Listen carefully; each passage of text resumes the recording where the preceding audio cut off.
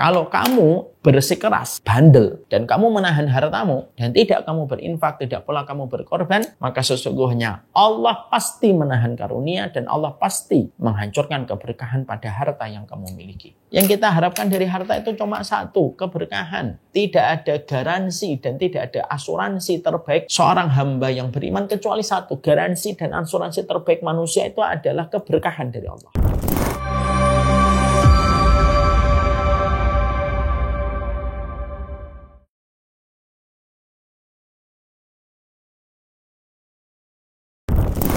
Innalhamdulillah wassalatu wassalamu ala rasulillah wa ala alihi wa sahbihi wa man tabi'ahum bi ihsan ila yaumil qiyamah.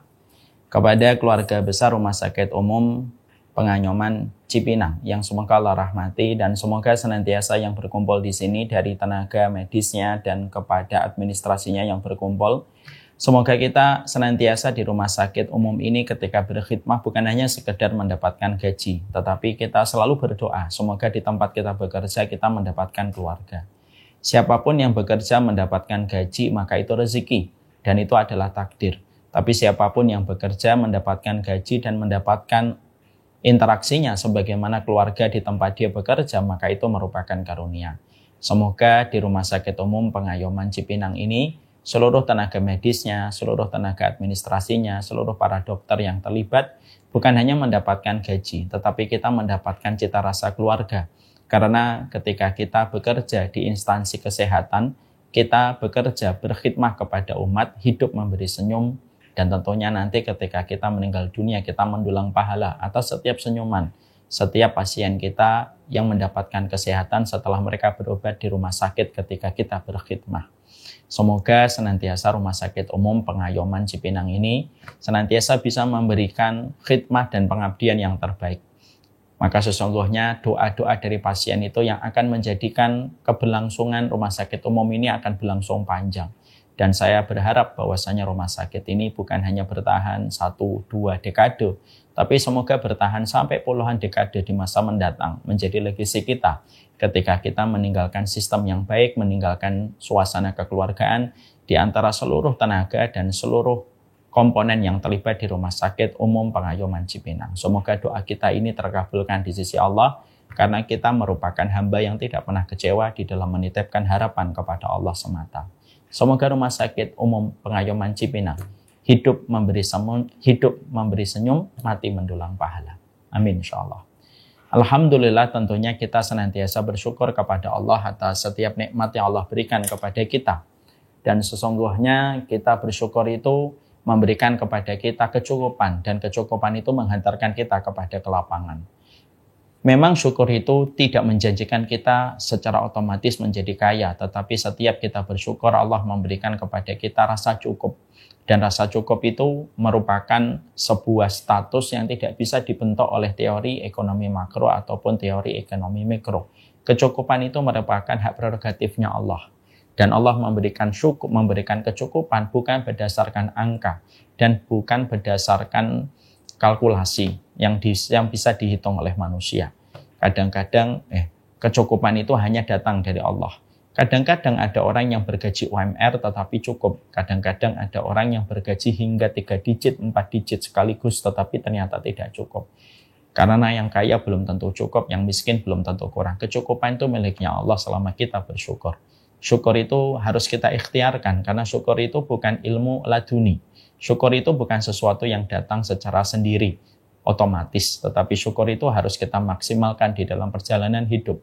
Kita bersyukur atas karunia yang Allah berikan kepada kita, tidak membandingkan setiap nikmat yang Allah berikan kepada kita, dan tidak perlu membandingkan rezeki yang kita peroleh dengan apa yang dilihat oleh orang lain, dan tidak perlu kita melihat pencapaian orang lain. Itu merupakan cara kita berlatih untuk bersyukur.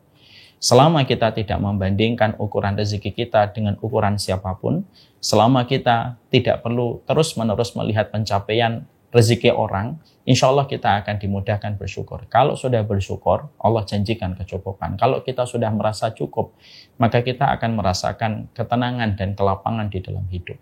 Ketenangan dan kelapangan itu tidak akan terbentuk sampai kita merasa cukup pada perjalanan hidup kita. Inilah dahsyatnya ketika kita bersyukur. Syukur itu bukan kata normatif dan bukan hanya sekedar bukan hanya sekedar lip service. Syukur itu adalah sebuah amalan dahsyat dalam kehidupan yang menghantarkan kita kepada kecukupan dan menghantarkan kita kepada ketenangan dan kelapangan selama kita bersyukur. Kalau sudah cukup, apa yang membuat kita gelisah? Tidak ada perkara yang membuat kita frustasi, tidak ada perkara yang membuat kita depresi kalau sudah merasa cukup. Kalau kita merasakan, lalu kita akan merasakan ketenangan. Semoga Allah memberikan kesyukuran untuk kita. Semoga seluruh komponen dan keluarga besar Rumah Sakit Umum Pengayoman di Cipinang selalu memiliki karyawan dan selalu memiliki tenaga kesehatan yang selalu merasa cukup, sehingga merasakan ketenangan dan kelapangan. Kalau setiap orang bekerja sudah merasa cukup, kalau setiap orang yang bekerja di sebuah instansi sudah merasakan ketenangan dan kelapangan, maka dia mengabdi pada pekerjaannya. Dan ketika dia mengabdi, dia memberikan senyuman. Saya yakin demi Allah, orang yang mengabdi untuk memberi senyuman, matinya pasti mendulang pahala dan panen besar di sisi Allah. Semoga kita menjadi orang yang bersyukur. Semoga seluruh karyawan, semoga seluruh komponen, semoga tim saya, timnya Bapak dan Ibu, timnya Ibu Ummu Salamah, semuanya dalam kondisi kita selalu bersyukur. Tidak perlu membandingkan Rumah Sakit Umum Pengayoman dengan rumah sakit yang lainnya tentang konsep rezeki dan gaji yang telah didapatkan. Mari kita maknai dengan kesyukuran. Allah memberikan kepada kita kecukupan. Kecukupan itu menghantarkan kepada ketenangan. Seluruh Bapak dan Ibu yang semoga Allah rahmati dan Allah berkahi. Kita tentunya paham bahwasanya perjalanan hidup kita ketika kita menuju kepada Allah, kita beribadah kepadanya. Beribadah itu tidak boleh dengan kaidah apa adanya dan ala kadarnya. Tapi beribadah itu kalau bisa adalah kita betul-betul harus cerdas di dalam kita beramal dan beribadah. Indikator kecerdasan kita ketika beramal dan beribadah itu bagaimana? Yaitu ketika kita beramal, kita harus tahu mana amalan-amalan yang memiliki prioritas di hadapan Allah dan mana amalan-amalan yang sangat dicintai oleh Allah. Karena amalan itu kita butuhkan sejatinya untuk menjadi jalan pintas supaya kita cepat menjemput rahmatnya Allah ketika kita melakukan amalan yang bersifat prioritas dan amalan yang bersifat shortcut, jalan pintas kita untuk menjemput rahmatnya Allah. Tidak setiap amalan itu memiliki kedudukan yang sama. Ada amalan yang kecil, ada amalan yang besar, ada amalan yang sangat besar di sisi Allah. Dan tentunya ketika kita mengetahui mana amalan yang kecil, mana amalan yang sedang, mana amalan yang besar, dan mana amalan yang terbesar dan prioritas, maka kita bisa fokus untuk melakukan planning supaya kita bisa melakukan amalan yang terbesar tanpa meremehkan amalan-amalan kecil yang bisa kita lakukan pula selama kita diberikan kemampuan. Karena sekali lagi, kita tidak hanya sekedar beramal. Kita tidak boleh apa adanya dan kita tidak boleh ala kadarnya ketika kita beramal. Beramal itu kalau bisa harus dengan amalan yang besar supaya amalan itu melejitkan kehidupan kita untuk mendapatkan rahmatnya Allah. Karena tidak setiap amalan itu sama di sisi Allah. Analoginya sederhana. Ibu dan Bapak kalau buka Quran. Ibu dan Bapak kalau buka Quran, tidak setiap surat memiliki kedudukan yang sama di sisi Allah. Ibu kalau membaca surat Al-Baqarah tidak sama ketika ibu membaca surat Al-Maidah. Ibu kalau membaca surat Ali Imran tidak sama ketika ibu membaca surat Al-Anbiya. Kenapa? Surat Al-Baqarah, surat Ali Imran memiliki kedudukan istimewa di sisi Allah yang tidak sama dengan surat-surat yang lainnya. Ibu membaca Al-Ikhlas tidak sama dengan membaca An-Naba. Ibu membaca surat Al-Falaq, An-Nas tidak sama dengan kita membaca surat At-Takwir ataupun Abasa. Kenapa? Karena 3 surat yang terakhir memiliki kedudukan begitu besar di sisi Allah dibandingkan dengan surat-surat yang tadi saya sebutkan pembandingnya. Ini menunjukkan kepada kita, amal pun sama. Amal itu tidak semuanya sama di sisi Allah. Inilah yang menjadikan kita harus mengerti, fokus kepada amal besar itu merupakan perkara besar. Supaya kita melejit untuk menjemput rahmatnya Allah. Karena rahmatnya Allah yang kita butuhkan supaya kita selamat dalam kehidupan di akhirat. Amalan besar itu menyegerakan kita untuk memantaskan kita mendapatkan rahmatnya dalam kehidupan dunia dan kehidupan akhirat. Jangan hanya apa adanya. Jangan hanya ala kadarnya. Karena amal pun harus disikapi dengan kecerdasan ketika kita memahami ilmunya tentang amal tersebut. Contoh yang paling nyata dalam perkara ini, Saya kalau dimasakan istri saya bukan masakan favorit saya, mungkin apresiasi saya kepada istri saya datar dan biasa. Contoh, saya tidak terlalu suka pecel. Saya suka, tapi tidak menjadi makanan favorit saya. Kalau ada pecel dimasakan istri saya akan terima kasih sama istri saya. Pagi-pagi pulang dari masjid, saya mencium bau bumbu kacang. Saya tanya sama istri saya, masak apa, Bu? Masak pecel. Pecel saya suka, tapi bukan makanan favorit saya. Maka saya akan menyampaikan terima kasih, walaupun standar. Dan ketika istri saya nanya, nambah nggak, Bi? Saya nggak pengen nambah. Kenapa? Pecel kesukaan saya, tapi bukan favorit saya. Tapi beda kalau misalkan istri saya memasak, pagi-pagi itu misalkan memasak nasi goreng, plus telur mata sapi setengah matang. Itu makanan favorit saya, walaupun sekarang sudah mulai ngurangin ya, karena sudah 40 ke atas. Maka ketika saya pulang dari masjid, saya mencium bau bawang merah dan bawang putih bersatu di atas wajan, lalu terdengar suara telur dipecah di atas wajan, lalu mencium bau bagaimana nasi digoreng. Maka saya langsung berbinar-binar, dan ketika saya nanya, masak apa, Bu? Masak sarapan favoritnya Abi. Apa itu? Nasi goreng. Iya. Nasi goreng telur mata sapi ditambah dengan salmon. Nah, itu favorit saya. Maka pasti saya berbinar. Maka apresiasi saya kepada istri saya mungkin istimewa. Terima kasih ya cintaku. Ada kata-kata rayuan yang saya berikan. Dan mungkin ketika sebelum ditanya, nambah nggak, Bi? Saya sudah nambah 4 kali. Kenapa? Kok berbeda? Sama-sama dimasakkan sarapan. Karena pecel bukan favorit saya. Walaupun saya suka, saya makan, tapi saya tidak nambah. Tapi nasi goreng itu favorit saya. Dan ketika saya ditawari nambah, saya sudah nambah 4 kali. Kenapa? Itu makanan favorit saya. Semoga Bapak Ibu paham ya di sini ya. Ini analogi sederhana. Itulah pula yang menjadikan kita paham. Amalan favorit itu penting. Dan kita harus paham amalan favorit itu apa saja. Supaya kita bisa mengatur strategi kita di dalam beramal. Karena sesungguhnya umur kita itu tidak sepanjang umurnya Nabi Nuh. 1650 tahun. Kita ini adalah umatnya Nabi Muhammad yang dikasih umur 70-80 tahun. Dan sedikit sekali yang melewati angka itu. Makanya kita akhirnya perlu strategi kita beramal supaya amalan yang kita lakukan itu betul-betul favorit. Dan ternyata para ulama menerangkan di antara banyak puluhan amalan favorit yang diterangkan di dalam kehidupan kita selaku hambanya Allah, amalan favorit itu salah satu poin besarnya itu apa? Amalan favorit itu sangat tergantung waktu ketika kita beramal. Karena waktu sangat mempengaruhi setiap amal dan menjadikan amal itu menjadi favorit ketika dilakukan di waktu prime time. Saya ulangi. Kita butuh amalan favorit. Kita tidak boleh hanya sekedar beramal, dan kita tidak boleh sekedar apa adanya di dalam kita beramal. Kita perlu amalan yang besar. Dan di antara amalan besar itu sangat tergantung di waktu kapan kita beramal. Karena apapun amal yang dilakukan di waktu prime time itu menjadikan amalan itu menjadi besar. Dan kita harus paham, waktu prime time-nya seorang manusia, ketika mereka beramal di hadapan Allah itu ada 3 waktu prime time. Prime time yang pertama yaitu ketika pada 10 hari yang terakhir di bulan Ramadan. Itu prime time, ibu-ibu. Apapun yang ibu lakukan di 10 hari yang terakhir di bulan Ramadan itu merupakan amalan besar sekali. Di mana Allah melipat gandakan dengan kelipatan hanya Allah yang tahu. Dan kita paham ya, 10 hari yang terakhir bulan Ramadan identik dengan bulannya Nabi Muhammad SAW. Makanya setiap amal pada waktu bulan Ramadan dibukakan pintu surga. Yang kedua, prime time yang kedua itu apa? 10 hari yang pertama di bulan Muharram. Ini kan bulan Dzulqa'dah sekitar tanggal 24-an. Nanti insya Allah Dzulhijjah, nanti Muharram.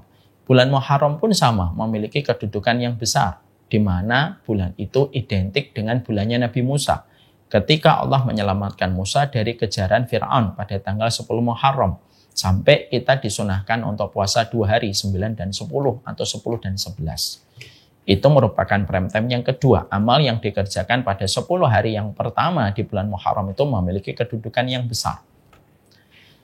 Prime time yang ketiga yang menjadikan amal ini menjadi lebih besar lagi di sisi Allah itu kapan menjadikan amal yang kita lakukan pada prime time yang ketiga. Itu kapan prime time-nya? Prime time yang ketiga itu adalah 10 hari yang pertama di bulan Dzulhijjah. Yang sekitar 5 hari lagi kita akan menuju kepada bulan Dzulhijjah. Itu merupakan prime time. Di mana bulan ini identik dengan bulannya Nabi Ibrahim dengan Ismail alaihi salam. Bulan ketika Nabi Ibrahim melewati ujian dan beliau sukses dengan ujian yang datang dari Allah. Bukan hanya sekedar sukses, tetapi cum laude. Nabi Ibrahim melewati lembaran-lembaran ujian yang Allah berikan kepada Nabi Ibrahim ketika beliau di bulan Dzulhijjah, dan di bulan Dzulhijjah 10 hari yang pertama menyelesaikan bagaimana beliau melewati ujian dengan sukses ketika beliau menyembelih Ismail tanpa beliau ragu terhadap perintah itu, dan Allah menggantikan Ismail dengan domba. Ini menunjukkan kepada kita bahwasanya 10 hari yang pertama yang kita akan bertolak dan sedang menuju kepada 10 hari yang pertama, ini amalan besar di sisi Allah.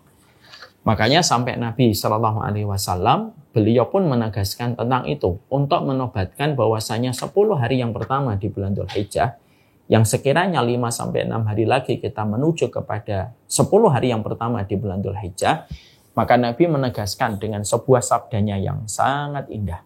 Ma min ayyamin al-amalu salih fiha habba ilallah min hadhil ayyamil ashr.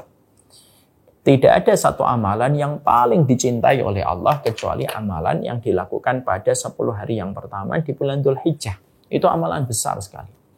Walal jihad fisabilillah, walal jihad fisabilillah. Illa kharaja binafsihi wa malihi falam yarji' minhu dzalika syai'un. Kecuali orang yang berjihad itu mereka keluar membawa harta dan nyawanya, dan tidak ada yang kembali dari harta dan nyawanya ketika dia berjihad, maka itu amalan tidak bisa ditandingi apapun. Artinya bahwasanya orang yang beramal di 10 hari yang pertama itu menempati pucuk-pucuk amalan yang bisa menjadi amalan favorit di sisi Allah. Ketika kita melakukan amalan itu pada 10 hari yang pertama di bulan Dzulhijjah. Jadi bulan Dzulhijjah ini merupakan festival ketaatan di mana Allah memberatkan setiap mizan dan timbangan pada amal yang dilakukan pada 10 hari yang pertama di bulan Dzulhijjah. Karena ini bulannya Nabi Ibrahim dan bulannya Nabi Ismail. Nabi Ibrahim itu bapaknya para nabi. Bahkan hanya satu nabi yang dipanggil oleh Nabi Muhammad dengan panggilan Abi. Bapak itu hanya Nabi Ibrahim. Untuk menunjukkan betapa dekatnya kedudukan Nabi Ibrahim dengan Nabi kita tercinta, Nabi Muhammad Sallallahu Alaihi Wasallam. Ya, makanya kalau kita perhatikan, kalau kita membuka-buka dalam sejarah, dalam kitab Imam Ibnu Katsir diterangkan. Jadi Nabi Ibrahim itu pada tanggal 7 Dzulhijjah, itu beliau tanggal 7 Dzulhijjah malam ke-8 beliau bermimpi. Mimpinya menyembelih Ismail.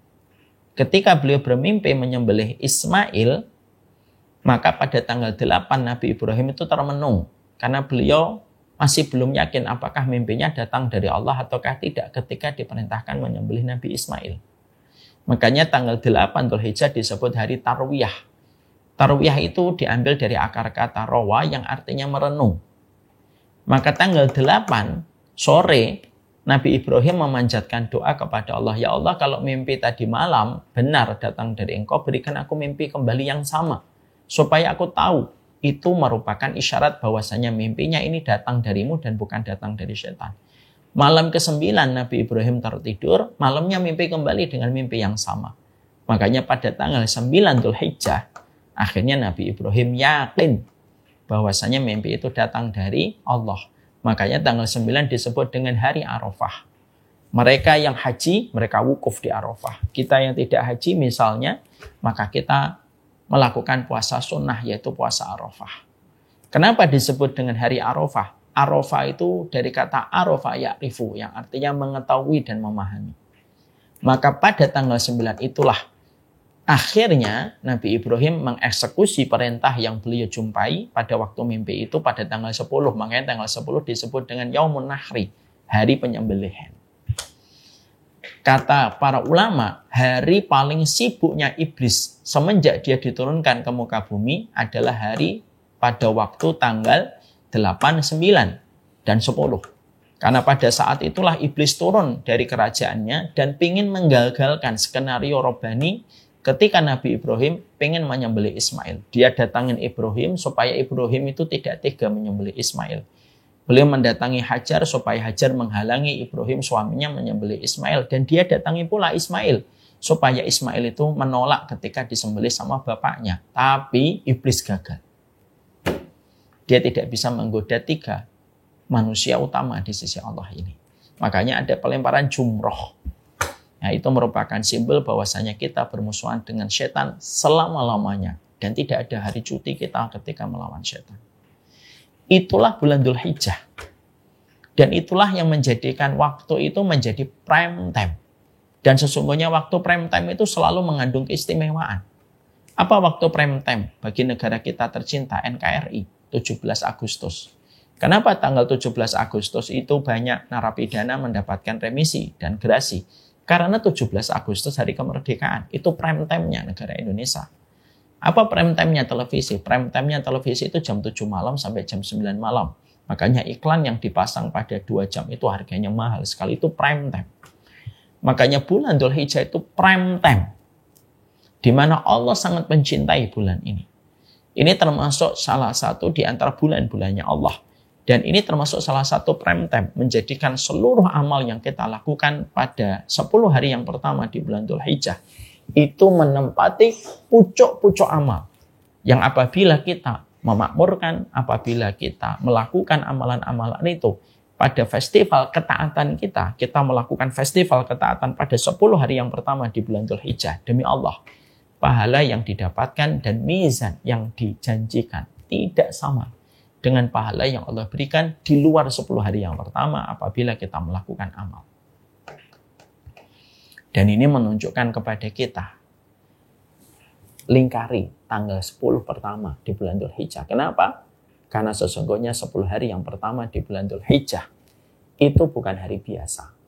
10 hari yang pertama di bulan Dzulhijjah itu merupakan hari besar, hari agung, di mana para ulama mereka tidak pernah melewatkan keutamaan 10 hari yang pertama di bulan Dzulhijjah.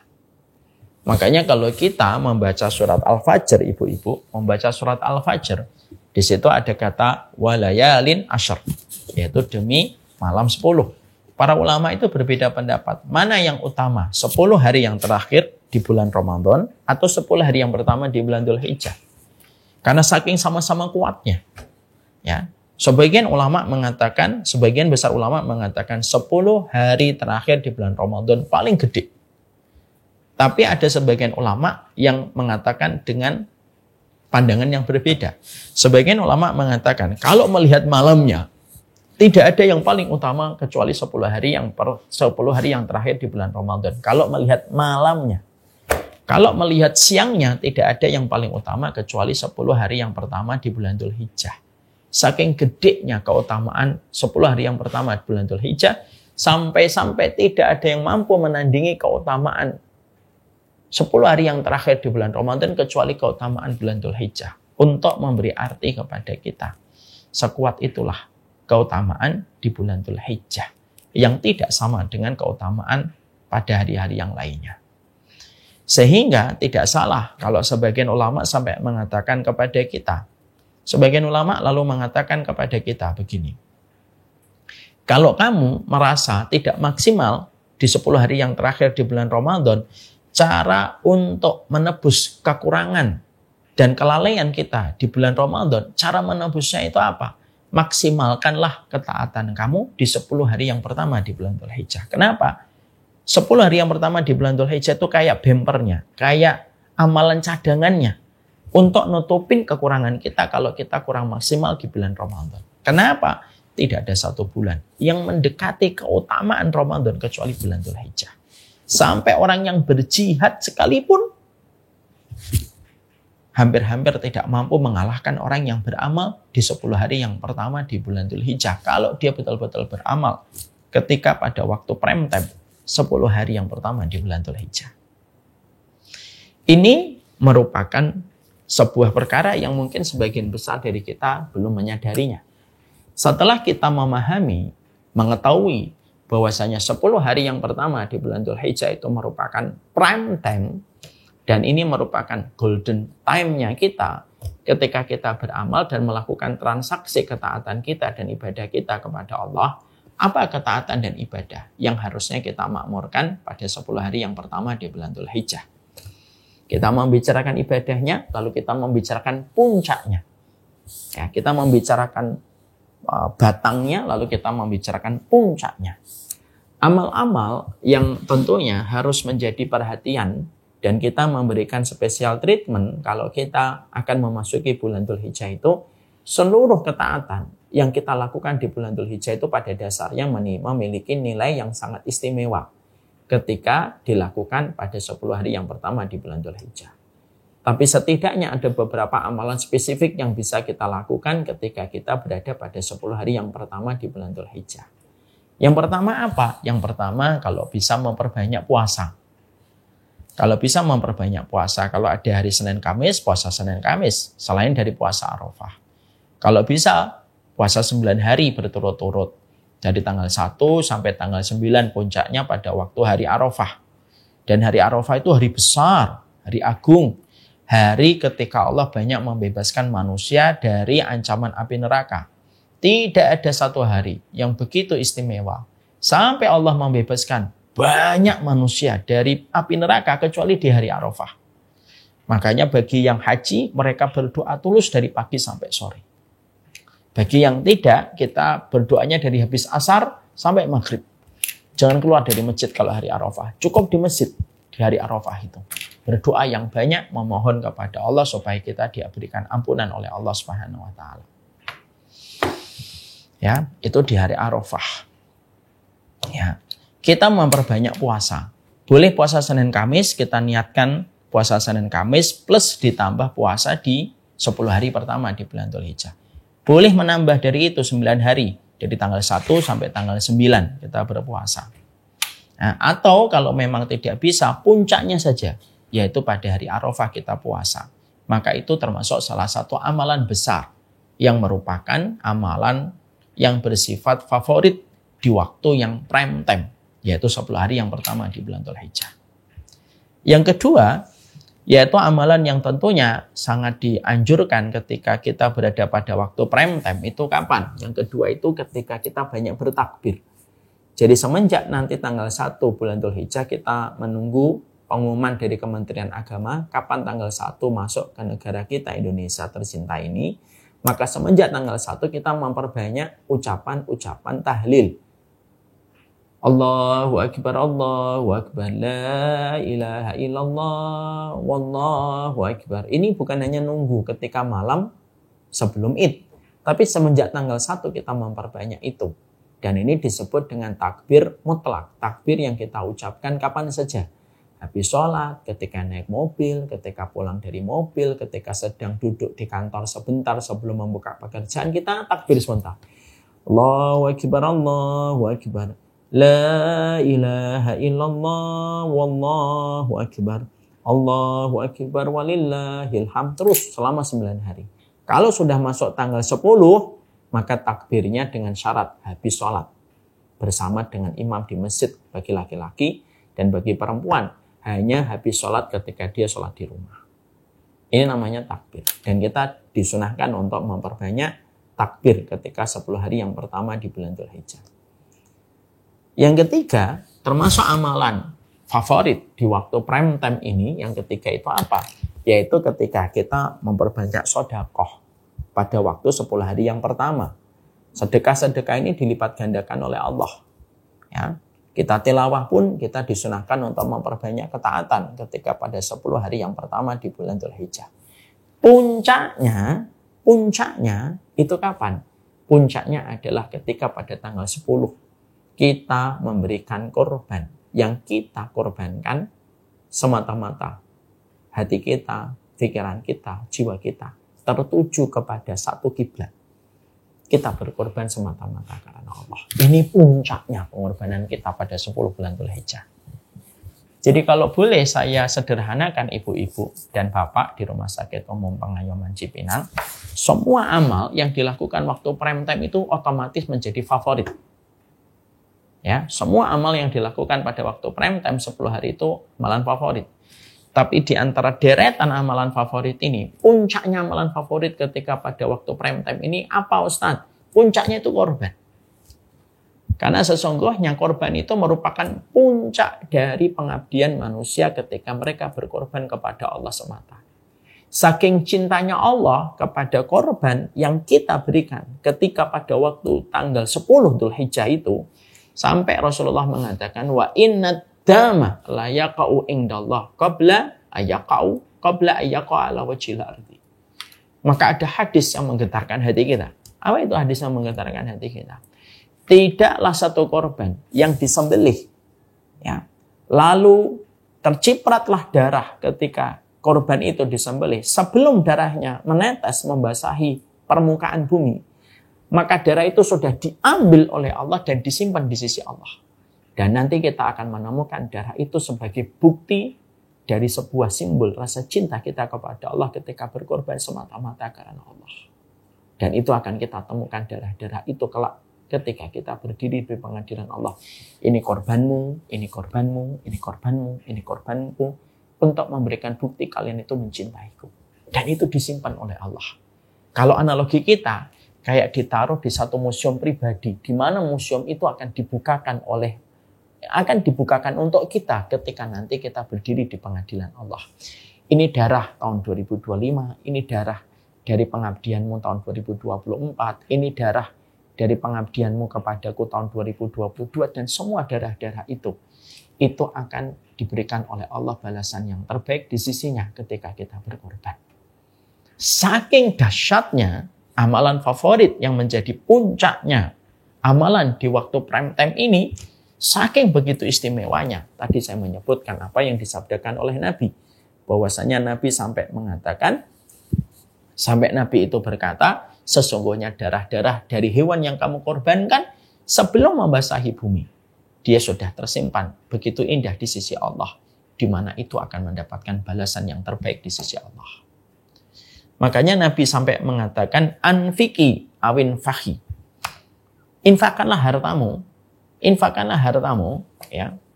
Maka sesungguhnya ketika kamu menahan-nahan hartamu, menghitung-hitung hartamu, Allah akan menghilangkan keberkahan pada hartamu. Jangan pakai hitungan matematika. Seakan-akan Nabi dalam satu riwayat Bukhari ini, dalam satu hadisnya, anfiki awin fahi awin dohi wala tuhsi fayusillahu alaika. Kata sabdanya Nabi itu indah, saya bacakan. Infakkanlah hartamu, jangan kamu menyimpan-nyimpan dan kamu menghitung-hitung lalu kamu simpan-simpan apa yang menjadi hartamu itu. Jangan hitungan sama Allah. Kalau bahasa kasarnya antara omongan manusia dua laki-laki itu, sudah sama Allah itu jangan ngitung-ngitung. Infakkan hartamu, ya. Maka sesungguhnya sedekahkanlah dari hartamu itu, ya. Maka berkorbanlah. Janganlah sampai keberkahan hartamu itu hilang ketika kamu tidak mau berkorban dan berinfak untuk Allah semata. Kalau kamu bersikeras, kalau kamu membatu, bandel, dan kamu menahan hartamu, dan tidak kamu berinfak, tidak pula kamu berkorban, maka sesungguhnya Allah pasti menahan karunia dan Allah pasti menghancurkan keberkahan pada harta yang kamu miliki. Ya kalau harta kita sudah hilang keberkahannya, apa yang kita harapkan? Karena yang paling kita harapkan dari harta kita itu apa? Keberkahannya. Orang bisa mendapatkan harta yang banyak ketika dia korupsi, tapi dia nggak bisa dapat keberkahan. Yang kita harapkan dari harta itu cuma satu, keberkahan. Tidak ada garansi dan tidak ada asuransi terbaik seorang hamba yang beriman kecuali satu. Garansi dan asuransi terbaik manusia itu adalah keberkahan dari Allah. Itu keberkahan dari Allah. Karena kalau sudah dapat keberkahan, kita akan mendapatkan harta yang mengawetkan dan kita akan dilindungi dari harta yang sifatnya merusak. Karena harta itu ada harta yang merusak, ada harta yang mengawetkan. Ada orang memiliki harta 1M, tapi suaminya berzina. Ini harta yang merusak. Ada orang yang memiliki harta 500 juta, tapi kebutuhannya 800 juta. Ini merusak, karena dia akan merasa kekurangan terus. Ada orang yang memiliki 2 miliar, tapi hubungan dia dengan anak dingin sekali. Dan setiap anaknya melihat sang bapak, anaknya nggak suka melihat bapaknya. Dan anaknya kecewa dengan sang bapak, walaupun bapak membanjiri anaknya dengan harta. Ini namanya harta yang merusak.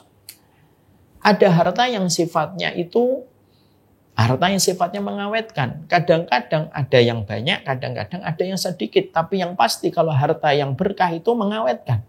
Kadang-kadang 5 juta, kebutuhannya cuma 3 juta. Kadang-kadang 200 juta, tetapi kebutuhannya cuma 10 juta.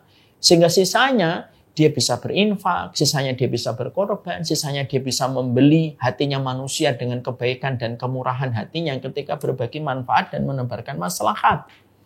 Ini harta yang sifatnya mengawetkan. Semakin banyak hartanya, semakin dia dicintai banyak orang karena hartanya bermanfaat besar untuk kehidupan orang di sekitarnya. Ini yang kita perlukan. Man aflahan nas. Man aflahan nasi. Aflahan nasi man aflahan nasa. Orang yang paling beruntung adalah orang yang paling banyak membahagiakan orang lain dan kebahagiaan itu salah satunya dengan harta. Karena harta yang mengawetkan itu memberikan kebahagiaan. Kadang-kadang hartanya 10 juta, tapi istrinya ketika menerima dengan sukacita dan penuh kesyukuran. Kadang-kadang ada yang mendapatkan hartanya 15 juta, tapi anaknya cinta sekali dengan bapaknya. Ketika bapaknya pulang, baru masuk ke garasi, anaknya sudah datang, ada yang membawakan minum, ada yang mengambilkan tasnya, ada yang memijitin kakinya ketika kelelahan. Ini harta yang mengawetkan. Ada orang dapat 20 juta, tetapi anaknya terjaga sampai menikah tidak melakukan perzinahan. Ini namanya harta yang mengawetkan dalam kebaikan. Makanya sesungguhnya ketika kita mendapatkan di sini, wala tu'i fayu'illahu alaika. Wala tu'i itu janganlah kamu itu menghalangi anugerah Allah ketika kamu harusnya berkorban, tapi kamu tidak berkorban atau tidak kamu berinfak, Allah yang akan menghalangi karunia dan berkah kepada hartamu. Dan ini yang paling kita takutkan. Karena yang paling kita takutkan itu demi Allah Bapak dan Ibu, bukan sedikitnya harta, tetapi yang paling kita takutkan itu adalah bukan sedikit dan banyaknya, tapi yang paling kita takutkan itu apa? Hilangnya keberkahan pada harta kita. Karena itu akan memporak-porandakan kita dan mengkocar-kacirkan kebaikan yang sudah kita dapatkan. Berapa banyak orang ketika diberikan banyak harta, berantakan keluarganya, berantakan suami istri. Gara-gara banyaknya harta itu malah terjebak kepada banyak kemaksiatan. Karena hilang keberkahannya. Maka inilah yang menjadikan kita akhirnya memahami. Ketika kita berkorban, maka sesungguhnya pengorbanan kita, kenapa kita harus mengazamkan, mengkuatkan untuk berkorban? Simple dan sederhana. Karena sesungguhnya pengorbanan yang kita berikan di bulan Dzulhijjah itu bukan perkara kecil. Ini puncaknya amalan favorit di waktu prime time. Di mana tahun depan kita belum tentu bisa melewati hari-hari ini lagi. Karena belum tentu umur kita panjang. Ini hari besar. Dan sesungguhnya hari begitu bersejarah ini di hadapan Allah tidak boleh kita lewatkan begitu saja, kecuali kita menitipkan investasi yang terbaik di hari yang terbaik. Dan tidak ada investasi terbaik di hari yang terbaik itu apa? Kecuali berkorban. Jangan menggunakan matematika kita kalau kita mau berkorban. Dari uang 10 juta, kita belikan kambing harga 4 juta, maka tinggal 6 juta. Itu matematika manusia. Tapi di dalam matematikanya Allah, orang yang mereka berinfak 4 juta, tidak mungkin Allah akan mencabut hartanya kecuali Allah yang akan mengganti dengan kelipatan yang lebih besar. Karena apa? Memberi kebaikan itu sejatinya mengatur kebaikan yang akan datang dalam kehidupan kita di masa mendatang. Ketika kita memberikan harta kita di jalan yang Allah ridhoi, tidak mungkin Allah meninggalkan orang yang telah berkorban untuknya. Sambilkan contoh yang paling gampang supaya contoh ini memudahkan kita untuk paham. Ibu dan Bapak di Rumah Sakit Umum Pengayoman Cipinang. Apa sholat sunnah yang paling ringan? Sholat sunnah yang paling ringan itu sholat sunnah fajar. Tidak butuh modal, cuma butuh waktu. Tidak butuh modal apapun. Sholat sunnah fajar itu, kalau kita lakukan tidak sampai 5 menit. Karena sholat sunnah yang paling ringan dilakukan Nabi itu sholat sunnah fajar. Kata para ulama. Saking ringannya Nabi melaksanakan sholat sunnah fajar itu tidak sampai 10 menit. Ibunda Aisyah itu sering berkata, aku ini kalau melihat sholat sunnah Nabi dalam sholat sunnah fajar, aku merasa seakan-akan Nabi tidak baca Al-Fatihah. Saking ringannya Nabi kalau melakukan sholat sunnah fajar. Tapi lihat, renungkan. Apa balasan yang Allah berikan kepada kita kalau kita melaksanakan sholat sunnah fajar? Khairum minat dunya wa ma fiha. Itu lebih baik daripada dunia dan seluruhnya dan seisinya. Bayangkan ya, sholat sunnah fajar itu 3 menit sampai 5 menit. Rakaat yang pertama membaca Al-Kafirun. Rakaat yang kedua membaca Al-Ikhlas. Ayatnya pendek-pendek. 5 dan 4 ayat. Ya. Ayatnya pendek-pendek. Tapi ternyata balasannya yang dijanjikan oleh Allah, Zat yang maha mensyukuri amal manusia. Karena Allah itu bersifat asyakur. Maha mensyukuri setiap amal dan setiap ibadah yang dilakukan manusia. Itu sebanding dengan harta dunia dan seisinya. Dunia dari apapun bangunan yang di atasnya, dari kelapa, buah-buahan, dan semuanya, dari sumber daya alam. Belum lagi di dalam tanah. Dari batu bara, minyak, dan semuanya. Berarti kita kalau sholat sunnah fajar, per detiknya itu ratusan triliun kita dibayar oleh Allah. Ratusan triliun kita dibayar sama Allah. Kalaulah sholat sunnah fajar saja, dibalasnya dengan ratusan triliun, bahkan ribuan triliun per detiknya, loh apalagi amalan favorit, dan ini merempati puncaknya amalan favorit di waktu prime time. Mungkin nggak kalau Allah itu memberikan pahalanya itu sekedarnya? Ya nggak mungkin, sangat tidak mungkin. Makanya inilah yang menjadikan kita akhirnya memahami kenapa kita harus berkorban. Karena pengorbanan kita itu bukan kembali sama Allah. Jangan sampai kita salah berpikir bahwasanya kalau kita berkorban, nanti Allah yang mendapatkan profit dari apa yang kita korbankan. Enggak sama sekali. Makanya dalam hadis qudsi Allah itu berfirman. Apa firmannya Allah? Allah itu berfirman begini. Lau anna awalakum wa akhirakum wa insakum wa jinnakum ala atqa qalbi rajuli wahidun minkum mazata fi mulki syai'a. Kalaulah kalian dari awal sampai akhir, dari jin dan manusia, sepakat semuanya beribadah kepadaku, kata Allah. Dan semuanya sepakat untuk taat dan berkorban kepadaku, kata Allah. Mazada fi mulki syai'an. Itu tidak akan nambah. Sedikit pun kerajaan yang sudah aku miliki walaupun sejengkal. Hanya sejengkal pun nggak nambah. Karena kerajaan Allah sudah ada sebelum kita ada. Jadi kalau seluruh manusia timur dan barat, utara dan selatan, dari sini sampai Rusia, dari Australia sampai Amerika, semuanya sepakat. Semuanya beribadah kepada Allah. Dan semuanya berkorban untuk Allah. Tidak ada yang nambah kerajaan Allah itu walaupun hanya sejengkal. Yang mana kerajaan Allah itu sudah eksis sebelum kita eksis. Lalu kenapa kita kok berkorban? Karena berkorban itu untuk kebaikan kita. In ahsantum ahsantum li anfusikum. Kalau kamu berbuat baik, sebenarnya itu kamu berbuat baik untuk dirimu sendiri. Kalau kamu berkorban, algoritma yang Allah atur untuk kita, kalau kita berkorban karena Allah, Allah akan mengatur banyak kebaikan di dalam kehidupan kita di masa mendatang. Kayak algoritma di media sosial. Ibu dan bapak kalau punya TikTok dan Instagram, simple kok. Kalau ibu dan bapak ngelihat di feed-nya tayangan sepak bola, timeline-nya penuh dengan sepak bola. Besok kita akan ngelihat sepak bola, lusa kita, timeline kita penuh dengan sepak bola. Karena apa? Kita ngeklik di feed kita tentang sepak bola. Hidup kita pun sama. Hidup kita itu kayak algoritma.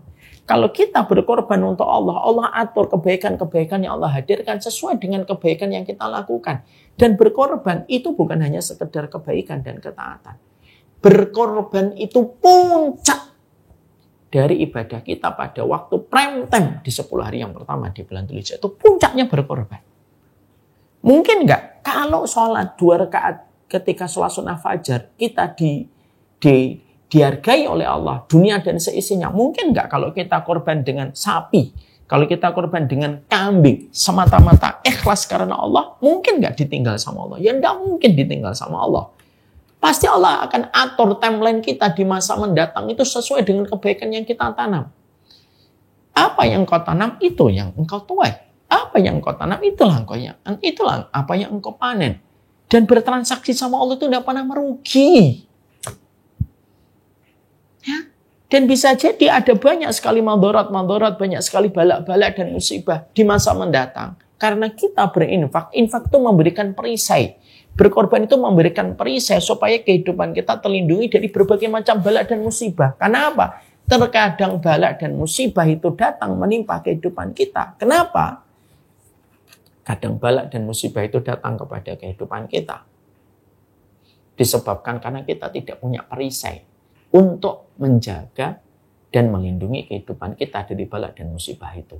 Dan perisai kehidupan kita itu apa? Infak kita, sedekah kita. Dan pada bulan Dzulhijjah bukan infak dan sedekah, tapi korban kita. Karena puncaknya amal pada waktu 10 hari yang pertama di bulan Dzulhijjah bukan infak dan sedekah, puncaknya adalah korban.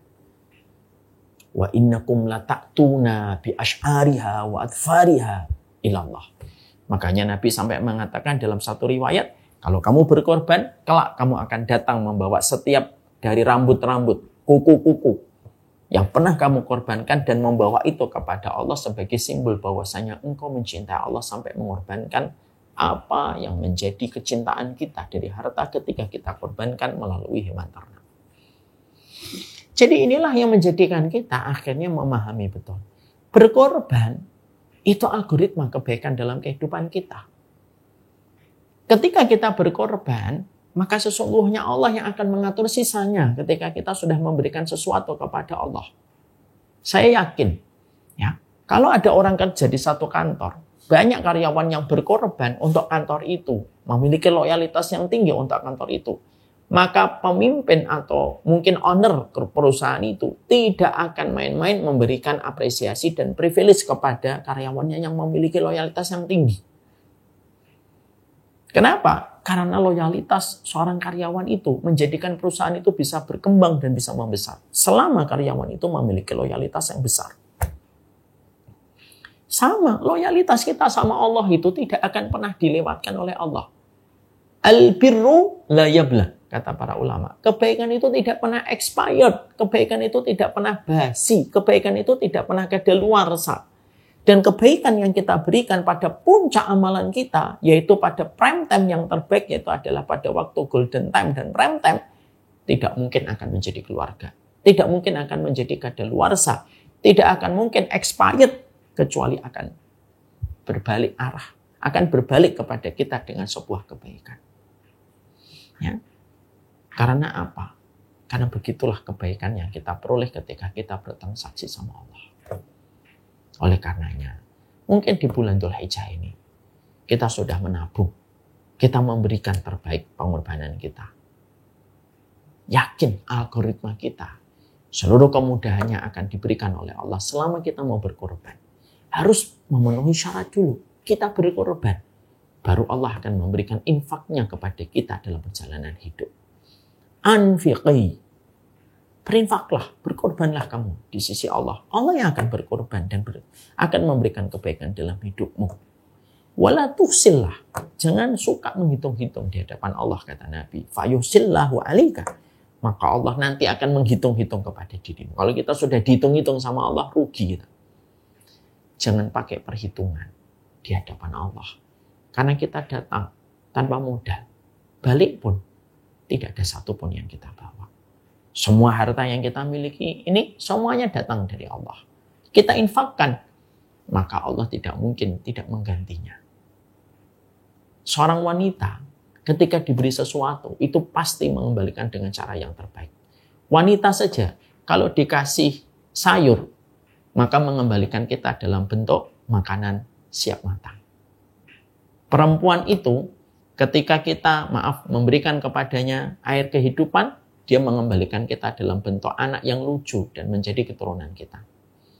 Perempuan itu ketika kita belikan rumah, dia memberikan kepada kita ketenangan. Perempuan itu kalau mereka diberi sesuatu mengembalikannya itu lebih banyak sebenarnya.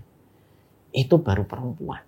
Apalagi Allah, Tuhan dan Rabb bagi seluruh perempuan yang mereka sudah berkorban luar biasa untuk keluarga mereka. Berikan kepada Allah di puncak festival ketaatan kita di waktu prime time, supaya Allah pun mengalirkan karunia dan keberkahan pada harta kita. Jangan hitung-hitungan, supaya Allah pun tidak hitung-hitungan kepada kehidupan kita.